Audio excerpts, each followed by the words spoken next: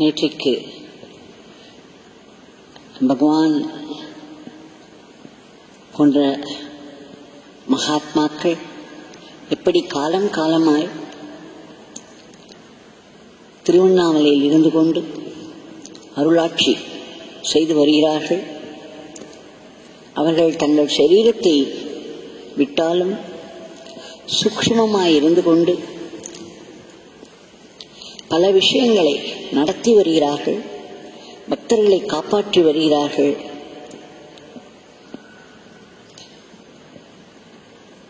என்பதை பார்த்தோம். நம்முடைய பகவான் ஸ்ரீ யோகிராம் சுரத்குமார் அவர்களுடைய திவ்ய நாமம் ஒரு மணி நேரம் சொல்ல கிடைத்திருப்பது சாதாரண அருள் அல்ல. தினம் தினம் நான் இதை சொல்லி வருகிறேன். சுவாமியுடைய ஒரு நாமம் நாம் சொல்ல கிடைப்பதற்கும் அருள் இருந்தால்தான் முடியும். இல்லையென்றால் நாமம் நினைவுக்கே வராது. மாயை நம்மை தொற்றிக்கொண்டு, எப்படி இந்த வைரஸ் நம்மை தொற்றிக்கொண்டு ஆட்டி வைக்கிறதோ அந்த மாதிரி மாயை என்ற வைரஸ் எப்பொழுதுமே இருந்து கொண்டிருக்கிறது. அது நம்மை கடித்து விட்டால் அதோகதிதான். அது நம்மிடம் வராமல் இருப்பதற்கான மருந்து தான் நமக்கு இறைவனுடைய நாமம். எங்கெல்லாம் இறைவனுடைய நாமம் என்ற தடுப்பு ஊசி உள்ளே ஏறுகிறதோ அங்கெல்லாம் இந்த மாயை என்ற வைரஸ், மாயை என்ற கிருமியின் தொற்று குறைந்து கொண்டே வரும். இந்த மாயையினால் படும் பாடு நமக்கு எளிதாக தெரிவதில்லை. ஏனென்றால் ஆரம்பத்தில் அது பெரிய சுகத்தை கொடுக்கும். அதனால் அதில் இன்னும் அதிக பற்று ஏற்பட்டுவிடும். அது பின்னால் நம்மை ஆபத்தில் கொண்டுவிடப் போகிறது, ஆழ் துன்பத்தில் கொண்டுவிடப் போகிறது என்ற நினைவே நமக்கு இருக்க. எத்தனை முறை அதை பற்றி கேட்டாலும், எத்தனை பேர்களுடைய வாழ்க்கையில் நாம் அதை பார்த்தாலும், நமக்கென்று வரும்பொழுது அந்த சுகத்தில் ஈடுபட்டு அந்த ஆசைகளில் மயங்கி பின்புதான் நமக்கு விவேகம் வைராகியம் எல்லாம் வரும் துன்பத்திற்கு பிறகு. அதற்கு ஒரே மருந்து இறைவனுடைய நாமம். அதுவும் நம் பகவான் யோகிராம் சுரத்குமாருடைய நாமம் உடனடியாக நமக்கு பதிலளிக்கிறது, உடனடியாக பலன் கொடுக்கிறது. நினைத்து பாருங்கள், நாம் எத்தனையோ பாபங்களை செய்துவிட்டு வந்திருக்கிறோம், எத்தனை ஜென்மங்கள் எடுத்திருக்கிறோம், எத்தனை பாபங்கள் செய்திருப்போமோ. நமக்கு எதுவும் தெரியாத ஒரு மறதி, அதுவும் கடவுள் கொடுத்த ஆசீர்வாதம் தான். ஆனாலும் அப்பப்பொழுது ஏற்படும் துன்பங்கள் தவிர்க்க முடியாமல் போய் நம்மை தவிக்க விடும் போது நாம் என்ன பாபங்கள் செய்திருக்கிறோம் என்பதனுடைய அறிகுறி நமக்கு கிடைக்கிறது, அடையாளம் கிடைக்கிறது. நாம் யாருக்கு என்ன செய்கிறோமோ, ஒரு நல்ல வார்த்தை சொன்னால் ஒரு நல்ல வார்த்தை நமக்கு கிடைக்கும், ஒரு கெட்ட வார்த்தை சொன்னால் அந்த கெட்ட வார்த்தை காத்துக்கொண்டே இருக்கும். நமக்கு மனம் மிகவும் பலகீனமான நிலையில் அது வந்து நம்மை அடிக்கும். யார் மூலமாவது, அந்த யார் அதற்கு காரணம் அல்ல, நாம் கொடுத்த வார்த்தை தான் அதற்கு காரணம். இதை புரிந்து கொண்டவர்கள் மற்றவர்கள் மீது வெறுப்பு காட்ட முடியாது, மற்றவர்களிடம் பகைமை காட்ட முடியாது. நம்முடைய பாபம் நம்மை வாட்டி எடுக்கிறது. இதை உணர்ந்தவர்கள் இறைவனை நாடுவார்கள், இறைவனுடைய கால்களை எருக்கி பிடித்துக் கொள்வார்கள், அவருடைய நாமத்தை பிடித்துக் கொள்வார்கள். மற்றவையெல்லாம் வீண் சிரமம். இதில் பழிவாங்குவது என்பதெல்லாம் இன்னும் அதிகம். அதற்காக நாம் இன்னும் எத்தனை ஜென்மம் எடுத்து எத்தனை அல்லல் பட வேண்டுமோ தெரியாது. ஆக புத்தி கூர்மையை அதிகரித்து, நம்முடைய ஆற்றலை அதிகரித்து, இறைவனுடைய காலடியில் நம்மை தள்ளி, நம்முடைய பாபங்களை எல்லாம் அழித்து, நமக்கு வாழ்க்கையில் ஏற்படக்கூடிய துன்பங்களை எல்லாம் குறைத்து, இடைஞ்சல்களை தவிர்த்து இறைவனடி சேர்க்கும் மகிமை கொண்டது இறை நாமம். அப்பேற்பட்ட ஒரு திவ்ய நாமத்தை நமக்கெல்லாம் கொடுத்திருக்கும் பகவான் எப்படியெல்லாம் புதிதாக மக்களை ஆட்கொள்கிறார் என்று பார்க்கலாம். இன்றைக்கு ஒரு குடும்பத்தினர் இப்பொழுது சமீபமாக 2018 தான் வர ஆரம்பித்து, நிறைய பேர் அந்த மாதிரி ஆரம்பித்திருக்கிறார்கள். 2017-18 அவ்வப்பொழுது வந்து கொண்டிருப்பார்கள். ஆனாலும் 2018 அதிகரித்து வருகிறது. அதில் ஒரு குடும்பத்தினர் தான் சுனந்தா சேஷாத்ரிநாதன் அவர்களுடைய குடும்பத்தினர். சுனந்தா, அவளுடைய கணவர், அவர்களுடைய குழந்தை ரிஹானா இப்பொழுது ஜப்பானில் டோக்கியோவில் இருக்கிறார்கள். அவர்கள் 2013 அங்குதான் இருக்கிறார்கள். சுனந்தா எப்படி பகவான் அவளை ஆட்கொண்டார் என்பதை எழுதி அனுப்பியிருக்கிறார். I was fascinated. பகவான் எப்படியெல்லாம் ஒவ்வொருவரையும் ஆட்கொள்கிறார், மிகவும் ஆச்சரியம். ஆங்கிலத்தில் அமேசிங் என்ற ஒரு வார்த்தை இருக்கிறது. அதற்கு நாம் நியரஸ்ட் வேர்ட் என்று சொல்ல வேண்டுமென்றால் பிரமிக்க வைக்கிறது என்றுதான் சொல்ல வேண்டும். அப்படி ஒரு பிரமிப்பு வருகிறது எனக்கு. அவள் சொல்கிறாள், 20 வயதிலிருந்தே ஷீரடி பாபாவிடம் ஈர்ப்பு உண்டு. அவரை பற்றி அவருடைய சச்சரித்தத்தை படித்து வருவாளாம். அப்பொழுதெல்லாம் அவளுக்கு ஒரு ஏக்கம் வருமாம், நாம் நம்முடைய காலத்தில் இந்த மாதிரியான ஒரு மகாத்மாவை காண கிடைக்கவில்லையே, அவருக்கு நம்மால் எந்த சேவையும் செய்ய முடியவில்லையே என்று. ஒரு நல்ல ஆத்மாவுக்குத்தான் இப்படியெல்லாம் தோன்றும். நிறைய பேர் நம் வாழ்க்கையை எப்படி காரியங்களை சாதித்துக் கொள்ளலாம், மகாத்மாக்களை உபயோகித்து என்று நினைப்பார்கள். அதுவே ஒரு பெரிய அருள்தான். நம்முடைய வாழ்க்கையில் வரும் துன்பங்களுக்கெல்லாம் பகவானே கதி என்று பகவானை பிடித்துக் கொள்ளுதல் ஒரு பெரிய அருள் அல்லவா? அதையும் மீறி அவரை காண வேண்டும், அவருக்கு சேவை செய்ய வேண்டும் என்று நினைப்பது இன்னும் உயர்ந்த நிலை. அவளுக்கு அந்த மாதிரியாக அடிக்கடி வந்து கொண்டே இருந்ததா. மிகவும் ஏங்கி இருக்கிறாள் 20 வயதிலிருந்தே. அதன் பிறகு சிறிது சிறிதாக அவளுக்கு யோகி ராம் சுரத்குமார் மீது ஈர்ப்பு ஆரம்பித்தது.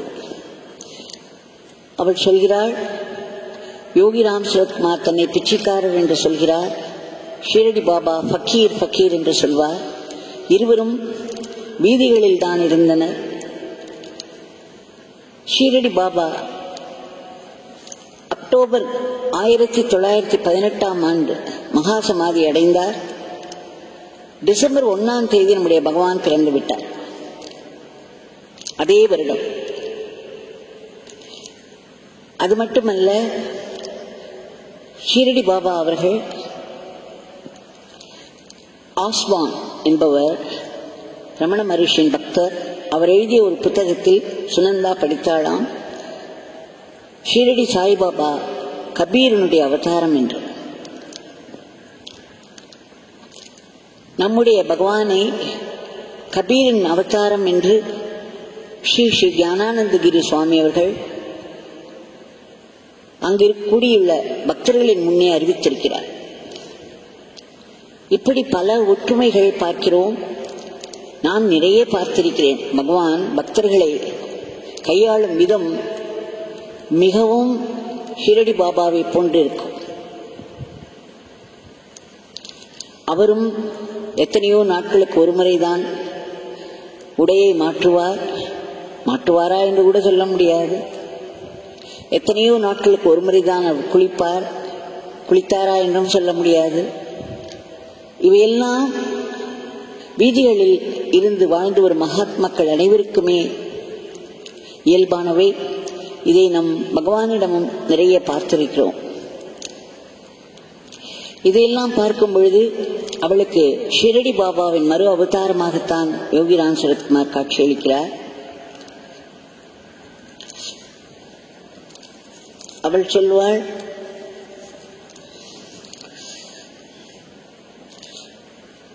பல ஒரு ஈர்ப்பு ஏற்பட ஆரம்பித்த பிறகு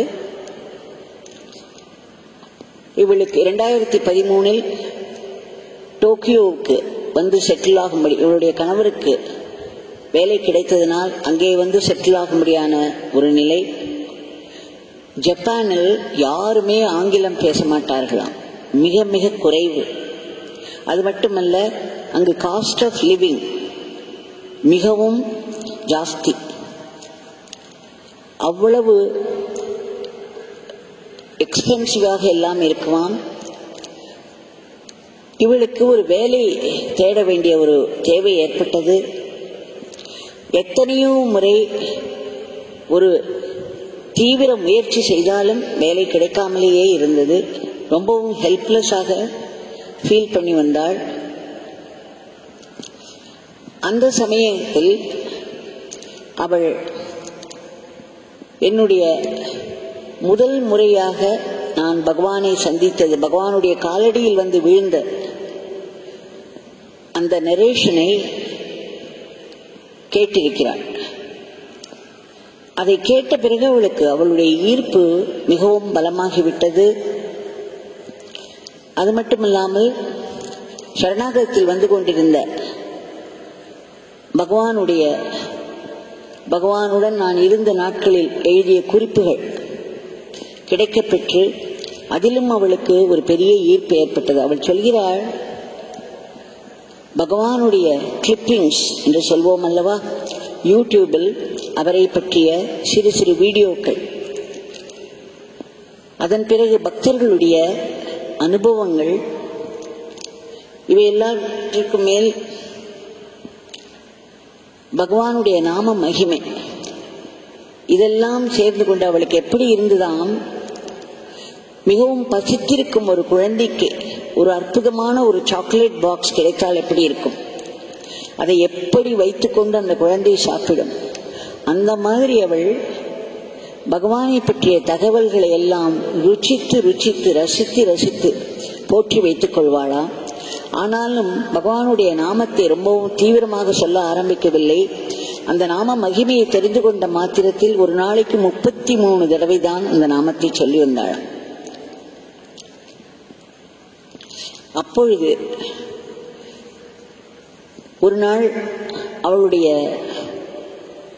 குழந்தை ரிஹானா அவளை நாமம் சொல்ல சொல்லி கேட்கும் பொழுது, நீ எல்லா நாமங்களையும், மகாத்மாக்களுடைய நாமங்கள், இறை நாமங்களை பாடு என்று சொன்ன பொழுது அந்த குழந்தை ரிஹானா சொன்னாலாம், நான் யோகி ராம் சரத்குமார் நாமம்தான் பாடுவேன், எனக்கு அதுதான் பிடிக்கும் என்று. அந்த குழந்தைக்கு எப்பேற்பட்ட ஒரு அருள், எப்படி பகவான் அதை ஆட்கொண்டிருக்கிறார். அதன் பிறகு அதை கேட்ட பிறகு இவளுக்கு இன்னும் அதில் ஈர்ப்பு ஏற்பட ஆரம்பித்தது. அந்த 33 தடவை சிறிது சிறிதாக அதிகரிக்க ஆரம்பித்தது. அப்பொழுது அவள் சொல்கிறார், மாதா அமிர்தானந்தமயி ஜப்பானுக்கு வருவதாக தகவல் கிடைத்து, ஜப்பானில் உள்ள அவருடைய பக்தர்கள் அனைவருமாக சேர்ந்து அவர் வரும்பொழுது அவருடைய தரிசனத்தை எப்படியெல்லாம் ஏற்பாடு செய்வது என்று ஒரு கமிட்டி போட்டு ஆலோசித்த போது அவர்கள் அங்கு இந்தியர்களே அந்த கூட்டத்தில் இல்லை என்றார் என்று கண்டுபிடித்தார்கள். அதற்குள் பகவானுடைய நாமத்தை அவள் சொல்லி வந்ததால் அவளுக்கு எப்பொழுதுமே மகாத்மாக்களை பார்க்க வேண்டும் என்ற ஆசை இருந்ததனால், அவர்களுக்கு சேவை செய்ய வேண்டும் என்ற ஏக்கம் இருந்ததனால் அவளும் அதை பற்றி படித்தால் உடனே அந்த கமிட்டிக்கு தானும் வந்து சேவை செய்ய விரும்புவதாக அறிவித்தாள். அப்பொழுது அவர்களுக்கு எப்படி இருந்திருக்கும், இந்தியர்களே இல்லாத அந்த சேவா கமிட்டியில் திடமென்று ஒரு இந்திய பெண், அதுவும் சவுத் இந்தியன், வந்து சேவை செய்ய விரும்புவதாக சொன்னவுடன் அவர்களுக்கு மிகவும் பிடித்து போயிற்று. உடனே அவர்கள் சொன்னார்கள், அம்மா அவர்களோடு நிறைய சன்னியாசிகளும் வருவார்கள், இத்தனை பேர் வருவார்கள், இவர்கள் 3 நாட்கள் தங்கப் போகிறார்கள், இவர்களுக்கு காலை உணவு, மதிய உணவு, இரவு உணவு எல்லாம் நீங்கள் தயாரிக்க வேண்டும் என்று கேட்டுக்கொண்டார்களாம். இவளுக்கு அப்படி ஒரு சந்தோஷம். அடடா, நம் பகவானுடைய நாமத்தை சொல்ல ஆரம்பித்த பிறகு விஷயங்கள் நம்மை தேடி கூடி வருகின்றன, நம்முடைய இயக்கங்கள் எல்லாம் பூர்த்தியாகின்றன என்று அவளுக்கு ஒரே சந்தோஷம். உடனே அவளுடைய பகுதியில் இருந்த அவளுக்கு தெரிந்த இந்தியர்களை எல்லாம் கூட்டிக் கொண்டாள். எல்லோருமாக சேர்ந்த ஒரு டீம் தயாராகி அந்த 3 நாட்களும் அவர்களுக்கு அந்த சேவையை நல்லபடியாக செய்ய முடிந்தது. இது பகவானுடைய நாமத்தின் மகிமைதான். அவருடைய நாமத்தை சொல்லிக்கொண்டே அவரை வேண்டிக் கொண்டேதான் நான் செய்வேன். அப்படி செய்யும் செயல்கள் எல்லாம் எனக்கு சிறப்பாக அமைய ஆரம்பித்தது. மாதா அமிர்தானந்தமயி தரிசனின் போது நான் கீழே உட்கார்ந்து கொண்டு அந்த வரிசையில் யோகிராம் சுரத்குமார் நாமத்தை தான் சொல்லிக்கொண்டே இருந்தேன். அவருடைய நாமத்தை நான் தீவிரமாய் சொல்லிக்கொண்டே அம்மா அவர்கள் தரிசனம் கொடுப்பதை பார்த்து கொண்டிருந்தேன். அப்பொழுது எனக்கு திடீரென்று எங்கோ படித்தது ஞாபகத்துக்கு வந்தது. மாதா அமிர்தானந்தமயி அவர்கள் மா காளி என்று சொல்லியிருப்பதை. இந்த எண்ணம் எனக்குள்ளே வந்த உடனேயே திடும் என்று மாதா அமிர்தானந்தமயி அவர்கள் எல்லோரையும் அணைத்து கொண்டே இருந்து தரிசனம் கொடுத்து கொண்டிருந்தவர்கள் திடீரென்று என்னை நோக்கி பார்த்தார். எனக்கு மிகவும் ஆச்சரியமாக இருந்தது. அவருடைய பார்வை கூர்மையாக என் மேல் விழுந்தது. உடனே அருகில் இருந்தவரை கூட்டி ஏதோ சொன்னார். அவர்கள் வந்து உன்னை மாதா மேடைக்கு கூப்பிடுகிறார்கள் என்று சொன்னார்கள். நான் கூட்டத்திலிருந்து எழுந்து போய் மேடையில் அவரிடம் சென்றவுடன் அவர் என்னை நன்கு ஆசீர்வதித்து கட்டிக்கொண்டார். ஏற்கனவே ஒருமுறை அவரிடம் அவருடைய அணைப்பு கிடைக்கப்பெற்றது. அவருக்கு நான் சேவை செய்ததனால் இப்பொழுது திடீரென்று எதிர்பாராத வகையில் அவர் என்னை மேடைக்கு கூப்பிட்டு அத்தனை பேர் எதிரில் எனக்கு அவ்வளவு பெரிய ஆனரை செய்தார். எனக்கு அவருடைய அன்பின் அரவணைப்பும் கிடைத்தது. இது அத்தனையும் யோகிராம் சுரத்குமார் நாமம் சொல்லி அவர் கூறியதை நினைவுபடுத்திய மாத்திரத்தில் எனக்கு இவ்வளவு பெரிய பாக்கியம் கிடைத்தது என்று அகமகிழ்ந்து போனாள். இப்பொழுது அவள் நாமம் செல்வதும் அந்த தீவிரமும் அதிகமாகிவிட்டது. இதற்கிடையில் அவளுடைய தந்தைக்கு ஹிருதயத்தில் அடைப்பு இருக்கிறது என்ற செய்தி கிடைத்தது. ஒரு ஆஞ்சியோகிராம் செய்து பார்த்தார்கள். அவள் அங்கே ஜப்பானில் இருந்ததனால் உடனே வர முடியவில்லை சென்னைக்கு. ஆனால் அவளுடைய தாயார் மற்ற உறவினர்களோடு சேர்ந்து அவர்கள் ஆஞ்சியோகிராம் செய்த பொழுது அடைப்பு மிகவும் இருக்கிறது, open heart surgery, bypass surgery பண்ண வேண்டும் என்று டாக்டர் திட்டவட்டமாக சொல்லிவிட்டார். இவளுக்கு அங்கிருந்து வரவே முடியவில்லை. அதே சமயம் தன்னுடைய தந்தையாருக்கு உதவி செய்ய வேண்டும். இவள் மனம் அலைபாய்ந்து கொண்டிருந்தது. அவள் சொல்கிறார், அந்த சமயங்களில் எல்லாம் யோகிராம் சுரத்குமார் நாமம் ஒன்றுதான் எனக்கு துணை. நான் இன்னும் ஆசிரமத்திற்கு ஒரு முறை கூட வரவில்லை. அவருடைய நாமத்தை பற்றி கேட்டு அம்மா அவர்கள் பகவானை பற்றி பேசிய சில உரைகளை நான் கேட்டேன்.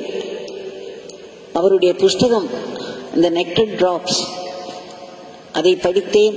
இவைகளிலிருந்தும் பல கிளிப்ஸ் என்று சொல்வார்களே, சின்ன சின்ன பகவானுடைய வீடியோக்களிலிருந்தும் வந்த ஒரு அஸ்திவாரமே எனக்கு மிகவும் ஸ்ட்ராங்காக இருந்தது. பகவானுடைய நாமத்தை சொல்லி சொல்லி சொல்லி என் தந்தைக்காக நான் வேண்டிக் கொண்டே இருந்தேன். அந்த நாமத்தினுடைய மகிமையை பாருங்கள்.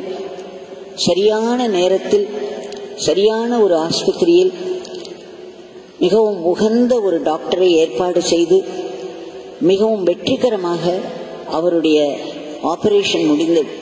எந்த விதமான காம்ப்ளிகேஷன்ஸும் இல்லாமல் எல்லாமே ரொம்பவும் ஸ்மூத்தாகவும் சுலபமாகவும் நடந்தது. இது எனக்கு மிகவும் பெரிய ஆச்சரியமாக இருந்தது, அமேசிங்காக இருந்தது. பகவானுடைய நாமத்தை சொல்லிய மாத்திரத்தில் எந்த ஒரு விஷயமும் ஒரு சின்ன டீட்டெயில் கூட பகவான் உன்னிப்பாக கவனித்து அதையும் அவர் ஆற்றலோடு சரிபடுத்தி அதை நமக்கு ஒரு வெற்றியாக தந்துவிடுகிறார் கையில். பகவானுடைய இந்த ஒரு பெரிய ஆற்றல், ஒரு டீட்டெயில் கூட அவருடைய கவனத்திலிருந்து தப்பாமல் ஒவ்வொரு டீட்டெயிலையும் அவர் உபயோகித்து ஒரு பெரிய விஷயங்களை கூட மிகவும் சுலபமாக முடித்து தருவது பகவானுடைய நாமத்தினால் மட்டும்தான் முடியும் என்று உறுதியாக அவள் நம்புகிறாள். அதன் பிறகு சொன்னாள், இது மிகவும் சுவாரஸ்யமான ஒரு இன்சிடென்ட் வருகிறது. அந்த இன்சிடென்ட்டில் அவளுடைய சகோதரி ஜப்பானுக்கு வந்தாளாம். அப்பொழுது அவர்களுடைய ஊரிலிருந்து 2 மணி நேரம்தான் ஒரு ஊர் இருக்கிறது. அதனுடைய பெயர் எனக்கு சரியாக உச்சரிக்க வரவில்லை. ஒரு ஜப்பானிய டவுன் அது அதன் அருகில் தான் அந்த மவுண்ட் ஃபியூஜி. அது ஒரு ஹோலி மவுண்டனா. அந்த மலையை அந்த ஊர் ஜனங்கள் எல்லோரும், ஜப்பானில் உள்ளவர்கள் எல்லோரும், நாம் எப்படி அருணாச்சலேஸ்வரரை பார்க்கிறோமோ, அருணாச்சல மலையை பார்க்கிறோமோ, அந்த மாதிரி அவர்கள் எல்லோரும் அந்த மலைக்கு புனித பயணம் மேற்கொண்டு வழிபட்டு பிரார்த்தனைகள் செலுத்துவார்கள். அதனால் இவர்களும் அந்த ஊருக்கு செல்வதற்கு முடிவு செய்தார்கள். 2 மணி நேரம் பயணம் செய்து அந்த ஊருக்கு சென்றார்கள். அது அந்த மலை அடிவாரம். வழிபட்டார்கள், இவர்களும் வேண்டிக் கொண்டார்கள். அதன் பிறகு மதிய நேரம் வந்தது. ஒரே பசி. இவள் சொல்கிறாள், ஜப்பானில் எங்கு பார்த்தாலும் நான்வெஜ் தான், அசைவ உணவு தான். அங்கு சைவ உணவு கிடைப்பது மிகவும் கஷ்டம்.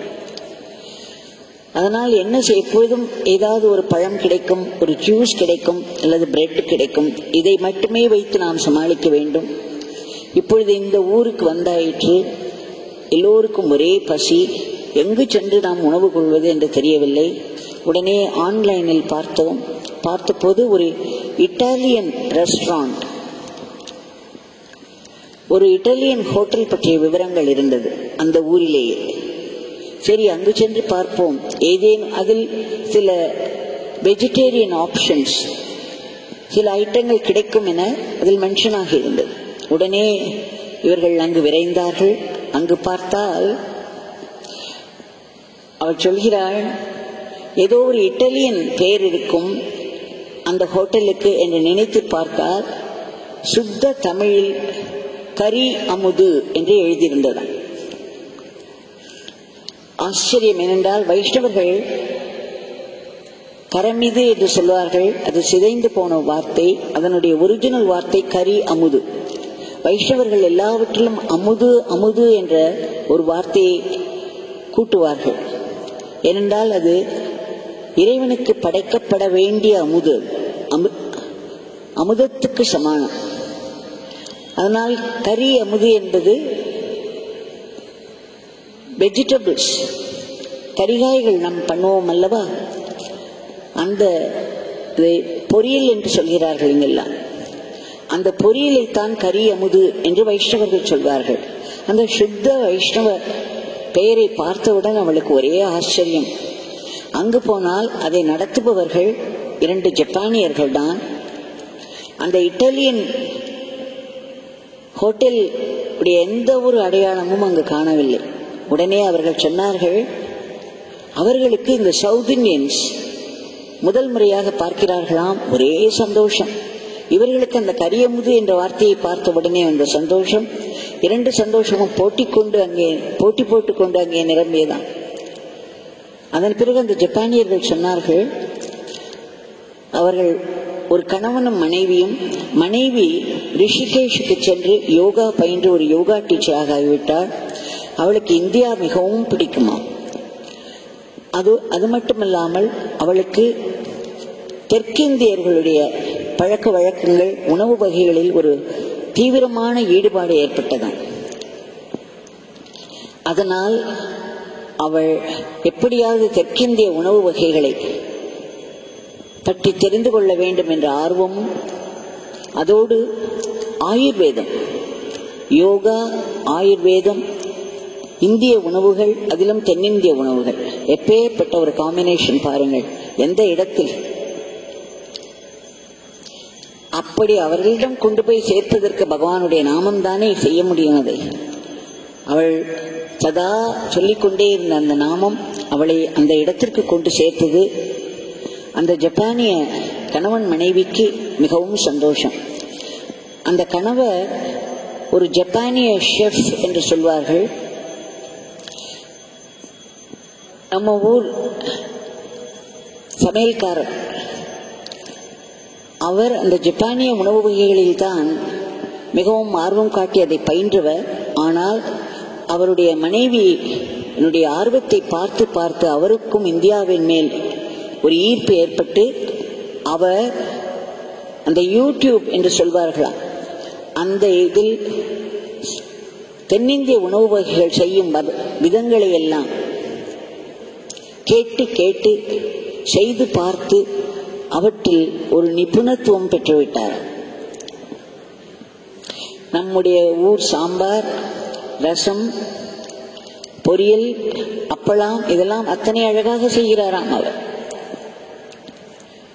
அவர் ஜப்பானிய சமையல்காரராக இருந்து பெரிய ஹோட்டலில் விதவிதமான அசைவ உணவுகளை செய்து தள்ளியவர் அத்தனையும் மாற்றி தென்னிந்திய சைவ உணவு சாம்பார் ரசம் செய்யும் அளவுக்கு வந்துவிட்டார் என்றால் எப்பேற்பட்ட மாற்றம். அந்த இருவர் தான் அந்த ஹோட்டலை நடத்தி வந்தார்கள். அவர்கள் சொன்னார்கள், அந்த இட்டாலியன் ரெஸ்டாரண்ட் இவர்கள் வாங்கிவிட்டார்களாம். இன்னும் தன்னுடைய புதிய ஹோட்டலை பற்றி ஆன்லைனில் போடாததால் இந்த பழைய பெயரே அந்த இடத்தில் இருக்கிறது, அதை நாங்கள் மாற்றிவிடுகிறோம் என்று சொன்னார்களாம்.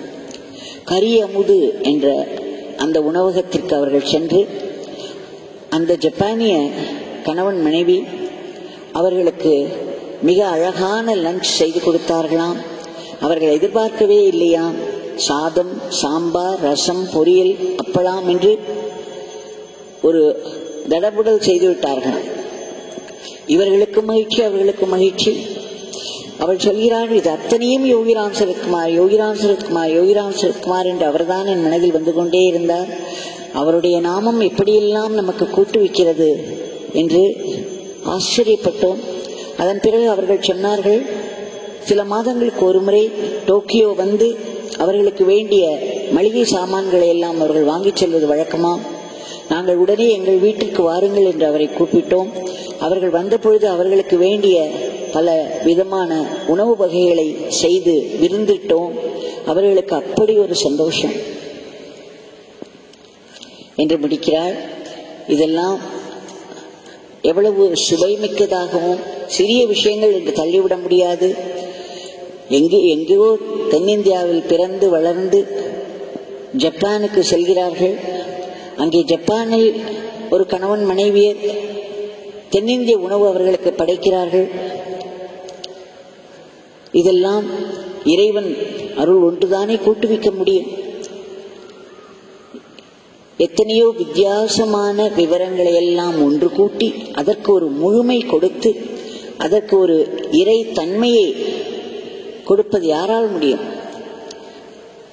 சுனந்தா மிகவும் அழகாக சொல்கிறாள், ஒரு சாதாரண ஒரு சின்ன விஷயம், ஒரு அல்ப விஷயம், உலகாயுதமாக இருக்கக்கூடியது. ஆனால் பகவானுடைய நாமத்தோடு அதை செய்யும் பொழுது அது ஒரு பேர் அனுபவமாக ஆகிவிடுகிறது, இறை அனுபவமாக பரிமளிக்கிறது என்கிறார். எத்தனை சத்தியமான வார்த்தை இது! நம்ம எல்லோருடைய அனுபவம் அல்லவா? சின்ன சின்ன மண்டேன் ஆர்டினரி மேட்டர்ஸ் பகவானுடைய இறை நாமத்தோடு சேர்த்து சொல்லும் பொழுது அதற்கு ஒரு தனி அழகும் ஒரு ஆனந்தமும் சேர்ந்து விடுகிறது, ஒரு முழுமை சேர்ந்து விடுகிறது.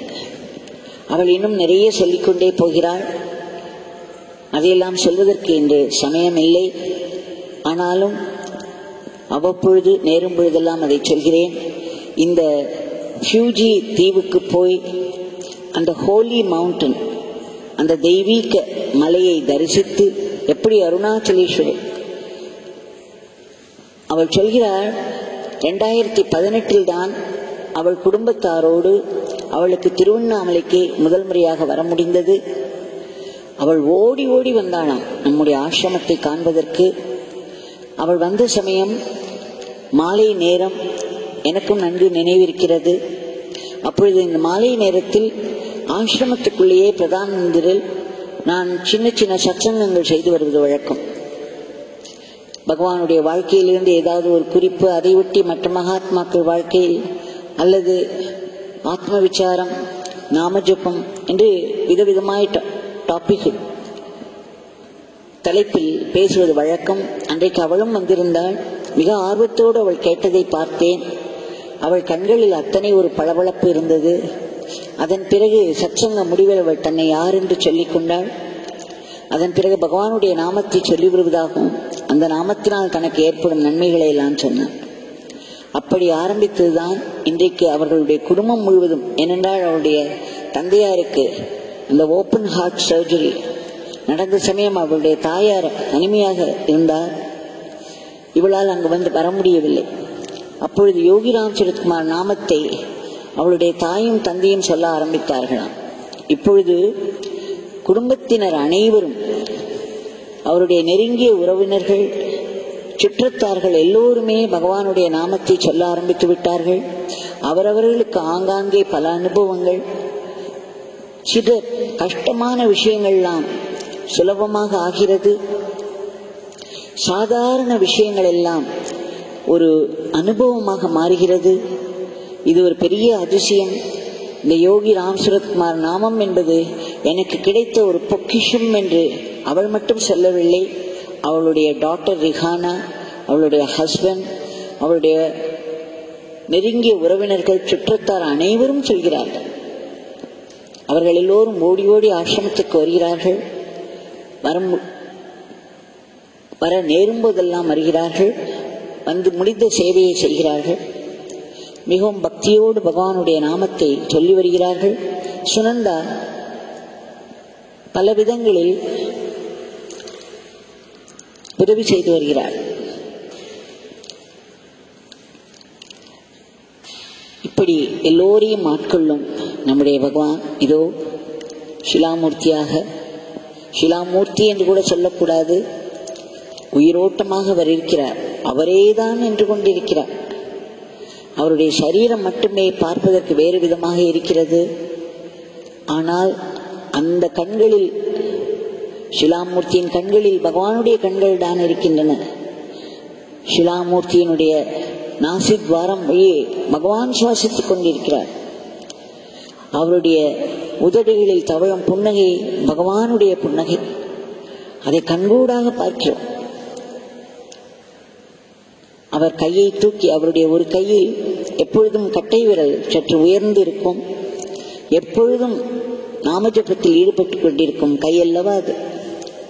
அதே கையை வைத்திருக்கிறார். ஏனென்றால் நமக்கு நாமஜபம் செய்ய வேண்டும், நாமத்தை சொல்லுங்கள், நாமத்தை சொல்லுங்கள், விடாமல் சொல்லுங்கள் என்பதை நமக்கு ஞாபகப்படுத்தி காட்டுவதற்காகவும். இன்னொரு கை அபயஹஸ்டம். எதற்கும் பயப்படாதீர்கள், என் நாமத்தை சொல்லி கூப்பிடுங்கள், நான் ஓடி வந்து உங்களுக்கு உதவி செய்வேன். அவர் என் தந்தை தந்தை என்று சொல்வார். அவர்தான் தந்தையும் கூட. தந்தைக்கும் மகனுக்கும் வித்தியாசமே. அந்த மாதிரி இன்றைக்கு இந்த கோவிட் பயங்கரத்தில் சிக்கி தவித்துக் கொண்டு அரண்டு மிரண்டு போயிருக்கும் அத்தனை பேர்களுக்கும் இந்த நாமம் கிட்டினால், இந்த நாமத்தை சொன்னால் எப்படி எல்லாம் சுலபமாகிறது என்பதை கண்கூடாக பார்க்க முடியும்.